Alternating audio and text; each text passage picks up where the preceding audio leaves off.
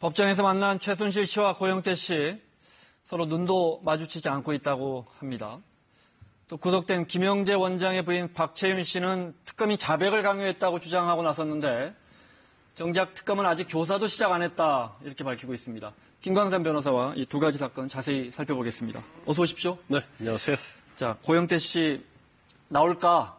두 사람이 만날까 했는데 나왔습니다. 일단 지난번 탄핵 재판 때는 나오지 않았지 않습니까? 그런데 탄핵 심판 기일하고요.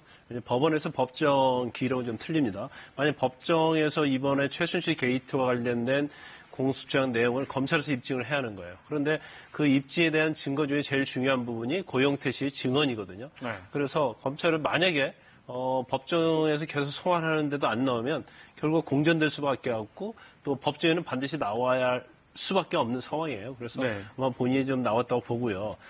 탄핵 심리 기록을 좀 다르게 볼 수 있는 부분이 법정에서 나오면 아마 고영태 씨는 제일 본인이 어떻게 보면 괴로운 부분이랄지 본인이 어렵다고 생각한 부분이 어떤 최순실 씨와 어떤 불륜적인 면이 그분은 굉장히 많이 신경이 쓰일 겁니다. 네.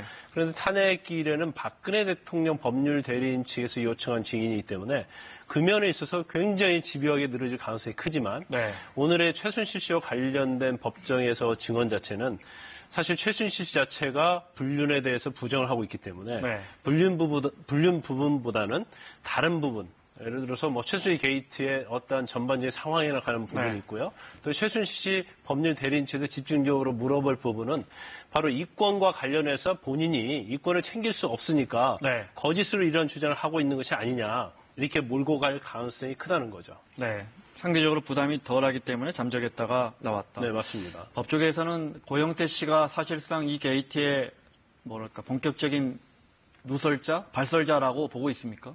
그렇죠. 가장 첫 번째 내부 고발자로 볼 수 있는 거죠. 어떻게 보면 최순실 씨 게이트의 단서가 고영태 씨였고요. 또 고영태 씨에 관련된 JTBC에서 발견한 태블릿 PC가 어떻게 보면 촉발제가 된 거예요. 그렇기 때문에 사실 최순실 씨의 어떤 법률 대리인이랄지 아니면 박근혜 대통령의 법률 대리인은 가장 중요한 고영태의 진술의 신빙성을 탄핵하는 거. 그리고 JTBC에서 입수한 첫 번째 어떤 태블릿 PC의 자기가 소유가 아니면서 수집한 어떤 과정에서 불법. 그게 가장 집중을 많이 하고 있는 것을 보면 됩니다. 네. 그 말씀하신 태블릿 PC도 고영태 씨가 갖다 놓고 JTBC에 전화했거나 거기 가보면 있지 않겠느냐. 그것도 아마 최순실 씨 측에서는 그렇게 생각하고 있습니까? 그럴 가능성이 크죠. 일단 WK 사무실 자체에 대해서 어떤 운영이 된 부분에 대해서도 고영태 씨가 다 이 얘기를 했었고요.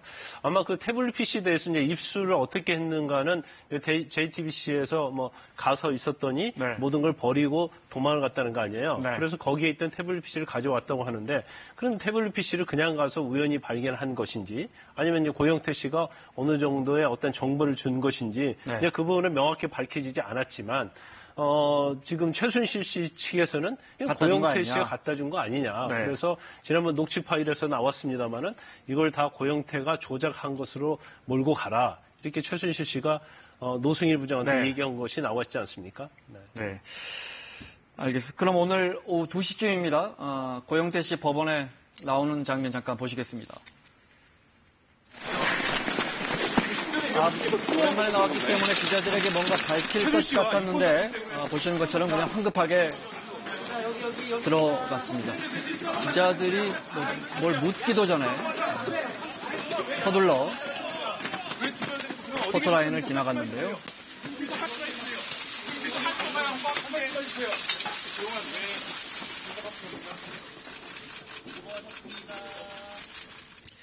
자. 지금 나오는 사안들 좀 정리해 보겠습니다. 일단 두 사람이 눈도 안 맞췄다. 2시에 들어와서요. 지금 4시니까 지금까지 재판이 진행되고 있는 것 같은데 지금까지 법원에서 막 들어온 소식들을 보면 최순실 씨가 청와대에도 자주 가고 청와대 비서들을 개인 비서 마냥 대했다 이렇게 고영태 씨가 진술했고요. 자기가 놀란 게 최순실이 차은택에게 국가 브랜드 지시하면서 장관 자리 비어있으면 추천해라 했는데 장관이 되고 콘텐츠진흥원장 자리 비어있으니까 추천해라 그랬는데 이루어지는 거 보고 그리고 예산 같은 거 짜기 시작했는데 그게 예산에 그대로 반영되는 거 보고 놀랐다. 이런 이야기를 했어요. 네. 일단 오늘 이제 진술, 증언 자체에 어떤 또 새로운 것이 나올 것인가, 거기에 좀 관심이 좀 집중이 될 것 같아요. 네. 일단 처음에 검찰에 나가서 조사를 받을 때는 제가 볼 때는 모든 걸 말하지 않았을 거예요.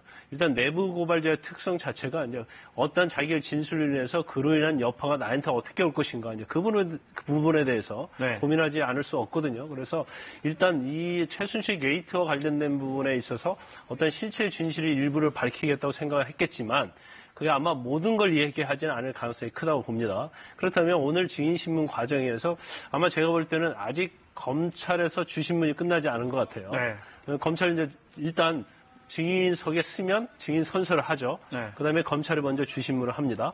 그다음에 최순실 씨 측 법률 대리인이 반대신문을 하거든요. 그런데 아마 지금 주신문까지 하고 있는 것으로 보입니다. 그래서 주신문에서는 일단 공소장과 관련된 부분을 주로 물을 것 같고요. 그다음에 최순실 씨 측 법률 대리인 측은 아마도 그 어떤 이거 자체가 WK랄지 K스포츠 재단과 관련된 부분이 다 조작이 됐다. 그리고 고영태가 다 주도를 한 것이다. 그런 식으로 질문할 가능성이 크다는 거죠. 그래서 그 부분에 대해서는 뭐 검찰 주신문에서 얘기했다시피 아니 이거 내가 할 수 있는 상황도 아니고 내가 만약에 주도를 했다면 내가 왜 이사를 그만두었겠느냐. 그리고 본인이 그만둔 이유 중에 하나가 최순실 씨가 차은택 씨한테 뭐 장관이나 아니면 한국 콘텐츠 진흥원장을 추천하라고 얘기를 하면 그대로 추천해서 임명이 됐다는 거예요. 그리고 예산 자체에 대해서도 예산을 짜면 그게 국가 예산에 다 반영이 됐다는 거죠. 그걸 보면서 굉장히 무서워했다. 그러면서 이제 그만뒀다는 식으로 무서운 생각이 들었다. 네네. 그래서 그만뒀다는 취지로 지금 증언을 하고 있는 것으로 보입니다. 그동안에 최순실 씨가 나도 증인들에게 직접 질문할 기회를 달라 이렇게 이야기했다면서요. 그러면 오늘 같은 경우에 이게 재판에서 이런 경우 피의자가 증인에게 질문할 수도 있습니까, 직접? 일반적으로는 뭐 대부분은 피고인 직접 증인심을 하지 않습니다. 그리고 변호인을 통해서 질문을 하는데 변호인이 만약에 본인의 어떤 생각과 성이 차지 않는 그런 어떤 미진한 부분이 있다고 하면 본인이 직접 신문을 하죠. 그런데 최순실 씨의 어떤 스타일로 봐서는 아마 그 이경재 변호사가 어떤 반대 신문이 끝나고 나면 본인한테 신문할 기회를 달라고 반드시 요구할 것 같아요. 그리고 오늘 오전에 이성환 전 미르재단 사무총장이 증언했지 않습니까? 근데 거기에서도 본인이 또 직접 신문을 하고 그랬기 때문에 최순실 씨가 묻고 그랬어요. 그렇죠. 그래서 오늘은 아마 설전이 될 가능성도 크다. 특히 어떤 WK랄지 K스포츠 재단 운영이랄지 설립 과정에 대해서는 아마 굉장히 이견이 노출될 가능성이 크다고 봅니다. 앞서 잠깐 이야기하셨는데 두 사람의 어떤 부적절한 관계에 대해서 정작 헌재 재판 과정에서 대통령 측 대리인단이 그런 관계를 언급하기도 했는데 그동안에 어떤 언급들이 있었는지 저희가 화면으로 정리해봤습니다. 남녀 관계로 이해도 되겠습니까? 네, 절대 그런 관계 아니었습니다. 강하게 부인했죠. 하지만 차은택 씨는 최순실과 고영태의 관계에 의문을 남겼는데요. 고영태 증인과 최순실의 관계는 어떤 사이였다고 생각합니까? 굉장히 가까운 관계라고 저는 알고 있었습니다. 뒤에 탄핵심판 8차 변론기일에 참석해서 차은택은 내연관계로 추측했다 이렇게 말하기도 합니다. 탄핵심판의 대통령 측 변호인들도 이 부분을 부각시키려고 하고 있는데요. 들어볼까요? 대통령 대리인단이 파악한 이 사건의 발단은 대통령의 40년 직위로서 그 존재를 드러내지 않던 최서원이 고영태와 불륜에 빠지면서 시작되었습니다. 최 씨는 인정하고 싶지 않아 하는데 최순실 씨 측에서는 또는 대통령의 대리인단 측에서는 이 불륜 관계로 확인하고 싶어 해요. 왜 그렇죠? 일단 그 이유는 여러 가지가 있겠습니다만 일단 고영태의 어떤 진술 자체의 신빙성에 관한 문제예요. 왜냐하면 탄핵에 있어서도 고영태의 진술 그리고 최순실 씨의 어떤 죄명 범죄 사실에 있어서도 고영태 씨 진술이 굉장히 중요한 부분이 차지하거든요. 그래서 어떻게 해서든지 고영태의 진술 자체가 신빙성이 없다는 걸 입증하려고 하는 거죠. 고영태 씨의 어떤 증언에 있어서 제일 중요한 부분은 이게 만약 신빙성이 탄핵이 되면 본인한테 유리하다고 생각하는 거예요. 특히 탄핵과 관련된 부분에 있어서는 고영태 씨의 어떤 불륜적인, 최순실 씨와 관련된 불륜된 부분, 그리고 과거에 고영태 씨가 어떻게 살아왔는가에 대해서 전과조회, 네. 범죄사실조회 하자는 거잖아요. 그럼 결과적으로 어떤 증인의 과거의 전력이 이런 게 있기 때문에 그건 좋은 전력은 아니잖아요. 네. 그런 진술을 믿을 수 없다. 그렇게 가려고 하는 거고요. 네, 헌재에서 받아들이지 그렇죠. 않았죠. 그다음에 네. 이제 두 번째는 이권 개입을 하다가 안 되니까 이렇게 조작을 한 것이다. 이렇게 봐서 몰고 가는 거예요. 그래서 신빙성이 없는 걸로 가려고 하는데 일단 일반적으로 어떤 법정에서 어떤 다툼이 있을 때 네. 유일한 증인에 대해서 그런 방법을 쓰는 경우가 상당히 많습니다. 하지만 고영태 씨 같은 경우에는 고영태 씨가 물론 불륜관계에 있을 수도 있죠. 또 이권 개입이 안 되니까 내부 고발을 할 수도 있어요. 설사 그렇다 하더라도 고영태의 진술을 뒷받침할 수 있는 수많은 증거가 있다는 거죠. 이성환 씨의 진술도 있고요. 차은택 씨 진술도 있고 노승일 씨, 박현영 과장 수많은 진술이 고영태 씨의 진술을 뒷받침하고 있을 뿐 아니라 안종범 전 수사 수첩이랄지 또 물적인 증거들이 고영태 씨의 진술을 다 뒷받침하고 있기 때문에 설사 고영태 씨의 진술 자체가 신빙성이 없는 것으로 결론 난다 하더라도 네. 탄핵이나 법원의 재판에는 크게 영향을 미치지 않는다. 네. 그렇지만 지금 탄핵에서 박근혜 대통령 법률 대리인 측이나 최순실 씨 변호인은 네. 그 부분에 너무 집중을 하고 있지 않나 그런 생각이 들어요. 네. 알겠습니다. 그리고 대통령의 비선진료 의혹을 사고 있는 최순실 씨가 단골로 갔다는 성형외과, 정확하게는 의원이죠. 전문의가 아니니까. 네. 김영재 씨의 부인 박채윤 씨, 주말 사이에 상당히 화제가 된 인터뷰가 있습니다. 먼저 보시겠습니다.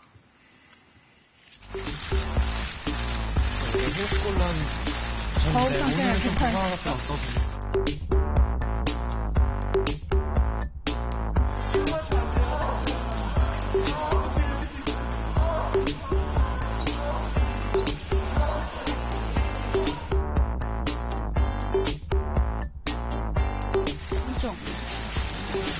어제 박 대통령 실수 잠깐 갈게요 갑시다.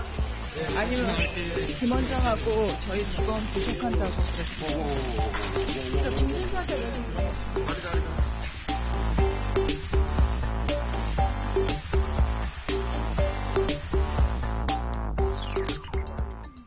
저 부분 어떻게 보십니까? 특검이 박 대통령 시술을 자백하라고 했다. 안 그러면 우리 직원들하고 김 원장을 김영재 남편이죠? 구속한다고 했다. 일단 자백 강요를 주장하고 있지 않습니까? 근데 그 부분에 대해서는 최순실 씨도 지난번에 고함을 치면서 자유민주주의 국가가 아니다. 네. 특검에서 자백을 강요하고 있다는 그런 취지로 얘기했는데요. 네.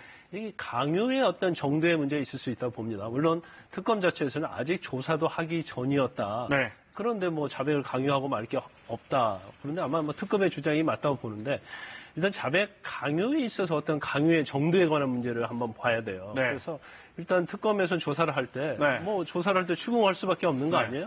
그런데 추궁하는 데 있어서 논리에 맞지 않는 얘기를 하면 네. 아니 이 부분 맞지 않다고 정확하게 추궁을 할 수 있는 거예요. 그걸 본인이 자백 강요라고 느낄 가능성도 저는 있다고 봅니다. 네. 하지만 특검에서 밝힌 바와 같이 일단 조사도 하기 전인데 무슨 자백 강요냐. 네. 그리고 김영재 원장이랄지 직원들을 구속하겠다고 윽박을 질렀다는 취지로 얘기를 하고 있는데 네. 아니 이런 식으로 일반적으로 수사기관에서 얘기할 수는 있어요. 네. 왜 이런 거 가지고 명백하게 거짓말을 하느냐. 네. 만약 이대로 나가면 김영재 원장도 관련성이 다 있기 때문에 구속도 가능하다. 네. 그런 정도 그렇게 얘기는 할 수도 있다고 봅니다. 있는데 그걸 또 강요로 그렇죠. 받아들일 수 있고. 예. 네. 그래서 어떤 강요라는 자체의 어떤 의미를 네. 어떻게 보냐에 따라서 달라지는데 네.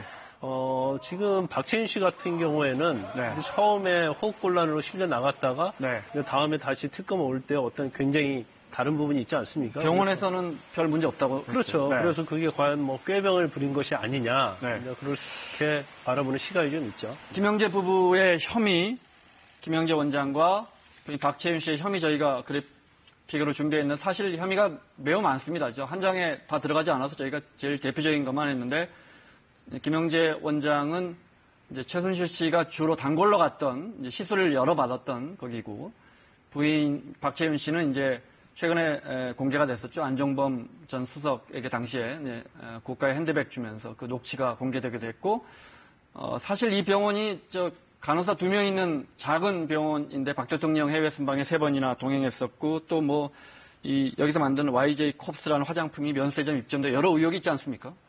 그런데요, 사실 김영재 씨는 이제 박채윤 씨와 관계는 박근혜 대통령과 직접적으로 관계된 부분이 굉장히 많아요. 물론 어떤 처방을 하고 그럴 때 뭐 최순실 씨 위주로 했다 하더라도 결과적으로 본인이 청문회에 나와서 청와대 뭐 3번 이상 들어갔다고 얘기하지 않았습니까? 그렇다고 한다면 그 여러 가지 상황들, 순방에 갔더랄지 아니면 뭐 이번에 뇌물과 관련된 부분에 있어서도 15억이나 존 제이콥스를 통해서 YJ콥스죠. YJ콥스는 15억이나 연구자금 받았거든요. 그러면 굉장히 밀접한 관련이 있다는 것이 다 드러나고 있는 거죠. 그래서 아마 이 부분에 대해서 일단은 박채윤 씨가 구속이 되었고요. 그와 관련된 만정권 선수의 수첩을 통해서 새로운 것들이 나오고 있기 때문에 아마 구속된 이후에 어떤 신경 변화를 일으켜서 제대로 얘기한다고 한다면 세월호 7시간이랄지 여러 가지 의혹이 풀릴 수 있는 부분이 굉장히 많다고 봅니다. 그런데 이제 어제까지 박채윤 씨의 어떤 태도를 보면 일단 특검에 뭐 협조할 의사는 없지 않나 그런 생각이 들죠. 알겠습니다. 최순실 씨 주변 사람들은 이름을 그렇게 잘 바꾸던데 이 원장 부부도 둘 다 이름을 바꿨더군요. 그 최순실 씨도 원래 이제 최필리였잖아요. 그러다 최순실, 그다음에 최서원 이렇게 바꿨는데 그런데 이거 또 이 다른 관련된 사람들, 그러니까 박채윤 씨도 원래 박채윤 대표도 원래 이름 박인숙이었단 말이에요. 근데 그때도 2014년 3월에 바꿨고요. 또 박채윤 씨 동생이 둘이 있는데 그 박휘준 씨는 원래 이름이 박성식이었어요. 그리고 또 동생 박채희 씨는 원래 이름이 박준이었단 말이에요. 근데 만난 시점에 보면 최순실을 만난 시점에 거의 바꾸었단 말이죠. 그래서 이게 최순실과 관련된 원래 종교에 관련된 얘기가 많이 나왔지 않습니까? 그래서 좀 이름에 대해서 굉장히 뭔가 좀 특이한 점이 있다 보고요. 그래서 예를 들어서 최순실 씨가 많은 걸 도와주고 특혜를 주는데 이름이 좋지 않다, 바꿔라 하면 뭐 안 바꿀 수 없는 거 아니겠어요? 그래서 그러한 부분이 많이 작용한 것이 아니냐 그런 의심을 해볼 수 있는 거죠. 자, 여기까지 듣겠습니다. 김광산 변호사와 함께했습니다. 고맙습니다. 감사합니다.